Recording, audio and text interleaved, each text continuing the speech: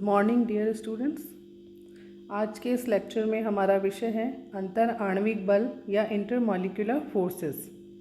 अंतर आणविक बल क्या होते हैं और कितने प्रकार के होते हैं, ये इस आज के लेक्चर में हम देखेंगे। आप जानते हैं कि आयनिक यौगिकों में विपरीत आवेशित आयन एक दूसरे को प्रबल स्थिर विद्युत आकर्षण बलों से बांधे रहते हैं और ठोस जालक का निर्माण करते हैं,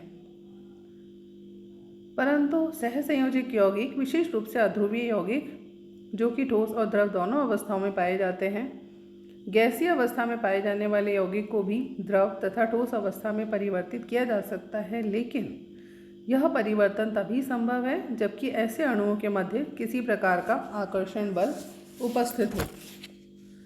अध्रुवीय यौगिकों में जो आकर्षण बल हैं वो दुर्बल प्रकृति के होते हैं और इन आकर्षण बलों को हम संसंजक बल भी या कोहेसिव फोर्सेस भी कहते हैं। ये बल मुख्य रूप से 3 प्रकार की पारस्परिक अभिक्रियाओं के परिणाम स्वरूप उत्पन्न होते हैं। पहला, जिसका जो फर्स्ट एग्जाम्पल है वो डायपोल डायपोल इंटरैक्शन है, जिसे ओरिएंटेशन इफेक्ट या अभिविन्यास प्रभाव भी कहा जाता है।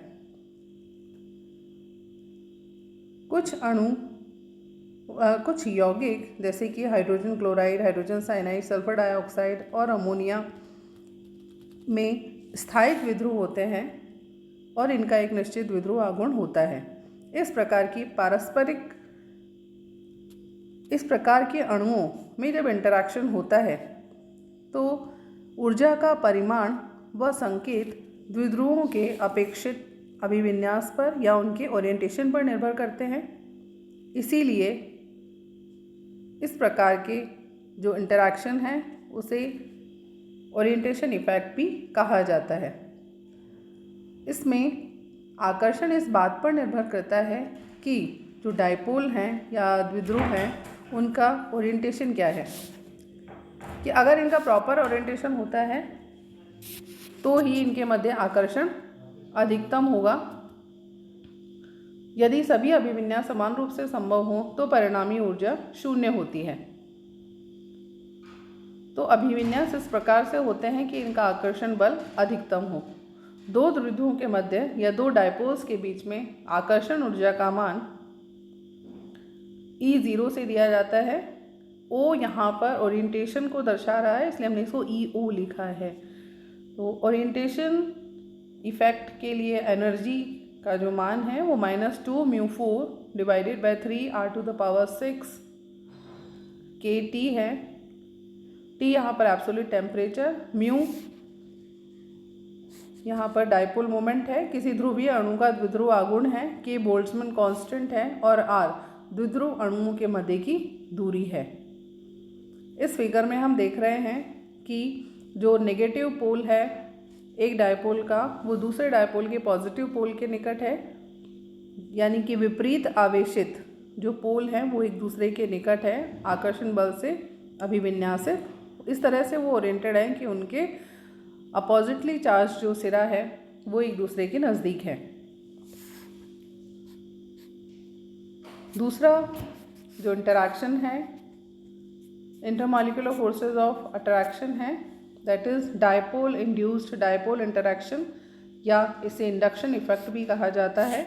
प्रेरण प्रभाव, जब किसी ध्रुवीय अणु के पास कोई अध्रुवीय अणु आता है तो ध्रुवीय अणु के द्वारा उसमें द्विध्रुव प्रेरित हो जाता है, इंड्यूस हो जाता है, अर्थात अध्रुवीय अणु भी ध्रुवित हो जाता है और ये अणु प्रेरित द्विध्रुव या इंड्यूस्ड डायपोल बन जाते हैं। इस प्रकार ध्रुवीय और प्रेरित द्विध्रुव के मध्य आकर्षण उत्पन्न होते हैं, जैसा कि हम इस फिगर में देख रहे हैं। एक नॉन पोलर मॉलिक्यूल किस तरह से एक इंड्यूस्ड पोलर मॉलिक्यूल बन जाता है और जब वो किसी परमानेंट डायपोल मोमेंट वाले पोलर मॉलिक्यूल के नज़दीक आता है तो उस तरह के इफेक्ट को हम डायपोल इंड्यूस्ड डायपोल इंटरैक्शन कहते हैं। यहाँ जो उत्पन्न होने वाली एनर्जी है इसे EI से हमने दर्शाया है। इसका मान होता है -2α μ⁴ डिवाइडेड बाय r⁶। अल्फा अध्रुवीय अणु की पोलराइजेबिलिटी है, उसकी ध्रुवणता है, क्योंकि पोलर मॉलिक्यूल उस नॉन पोलर मॉलिक्यूल को पोलराइज करता है और किस लेवल तक, मतलब कितना वो उसको पोलराइज कर पा रहा है, ये इसका माप है अल्फा। म्यू ध्रुवीय अणु का द्विध्रुव आघूर्ण है और आर उन दोनों के बीच की दूरी है।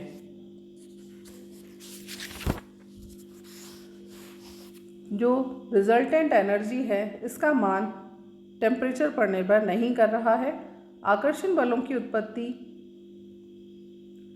के जो दोनों कारण हैं, डायपोल डायपोल अट्रैक्शन और डायपोल इंड्यूस्ड डायपोल अट्रैक्शन में दो महत्वपूर्ण कमियां हैं कि जो आकर्षण बल हैं वो किसी द्रव या गैस में उपस्थित सभी अणुओं के लिए एडिटिव न होकर के केवल अणु युग्मों पर ही लागू होते हैं। और दूसरा, कुछ ऐसे अणु जो स्थायी द्विध्रुव नहीं हैं, जैसे कि हाइड्रोजन, ऑक्सीजन, मीथेन और उत्कृष्ट गैसें, इन सभी में उपस्थित आकर्षण बलों को इससे नहीं समझा जा सकता है। तो ये इसमें दो महत्वपूर्ण कमियां हैं इन दोनों प्रभावों के अंदर। अब हम तीसरा इफेक्ट देख रहे हैं, प्रेरित द्विध्रुव इंटरैक्शन या डिस्पर्जन इफेक्ट।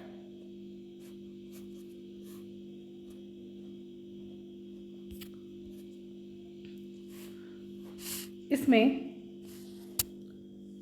जो डिस्पर्जन इफेक्ट है, इन्हें लंदन बल या प्रकीर्णन बल भी कहते हैं। इसमें हम दो नॉन पोलर मॉलिक्यूल को कंसीडर कर रहे हैं जो कि एक दूसरे के नज़दीक हैं।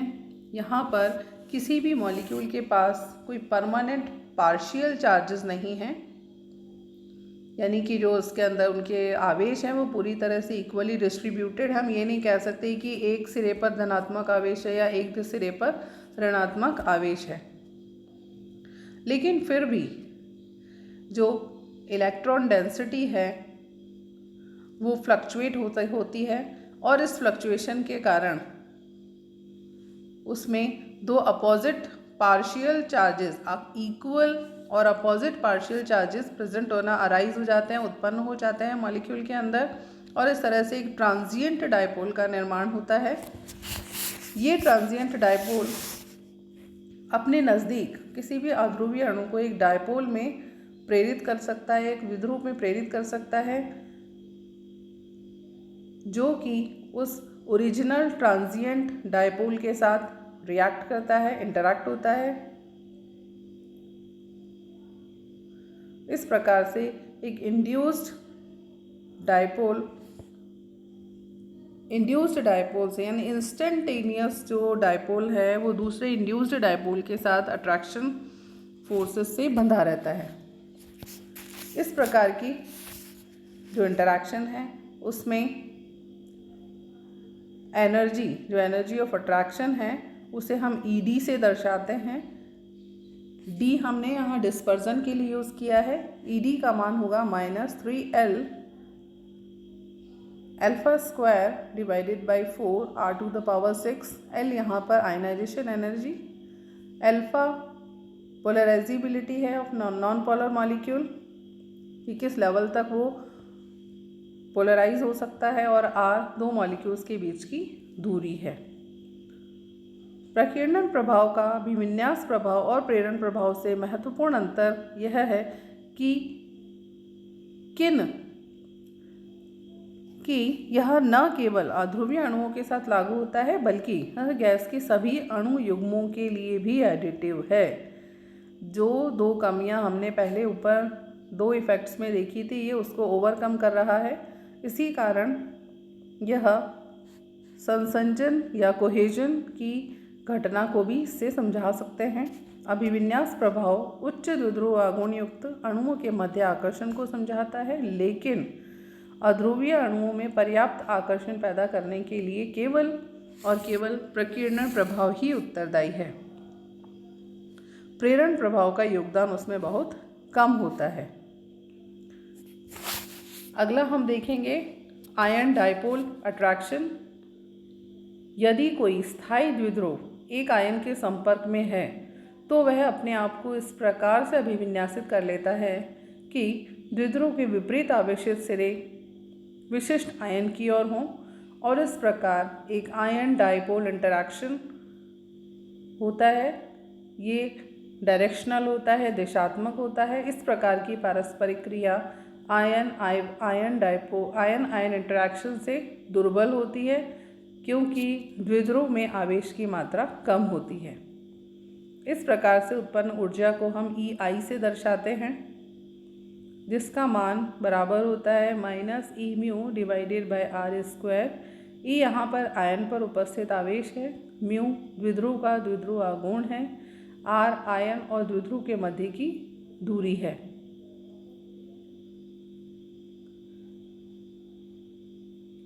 इस फिगर में हम देख सकते हैं कि किस प्रकार से आयन इंड्यूस्ड डायपोल इंटरैक्शन को दिखाया हुआ है।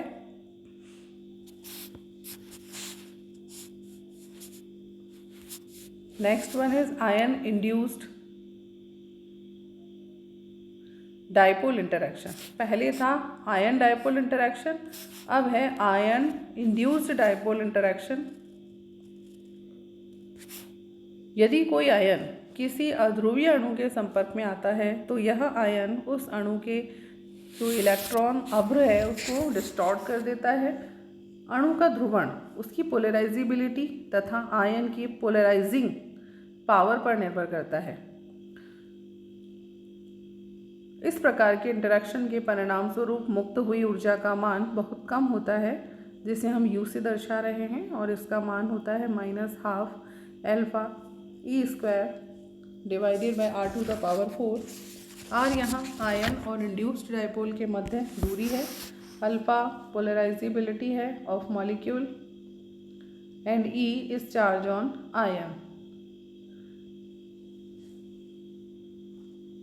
जो ऊर्जा है उसका मान उनके मध्य की दूरी के व्युत्क्रमानुपाती है।